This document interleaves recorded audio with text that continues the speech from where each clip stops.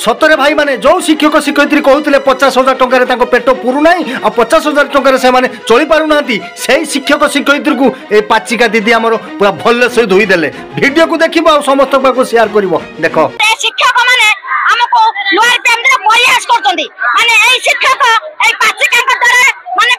मध्याह्न भोजन न खाइले चली पारियानी किंतु ए पाचिका मानु को लोअर प्राइमरी प्रयास करछंदी ओतनी एते पाचिका पाचिका यदि हम मास्टर मानु के प्रयास करमु तमे 40,000 50,000 पैसा रे पेटे आखे कोर पाई हमरे तो 5 दिन 5 रात आला भुवनेश्वर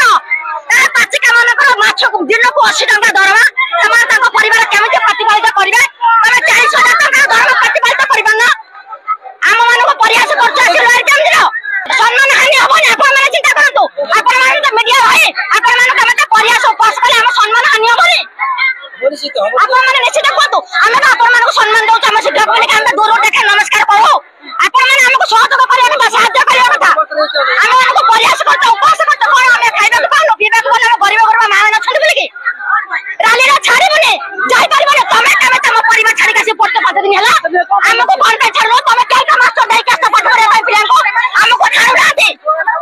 ना छाड़ो ना दे बहुत मां बट्टे के जबरदस्ती रखते दे घर में बोले तुमको बाहर को माने जदी रुसे बोलिला हमर उसे हमने निरियो पता कोई जानते कोई जानते लेखि जानते पढ़ी जानते ए तो छाड़ो ना मास्टर माने हमको बहुत माने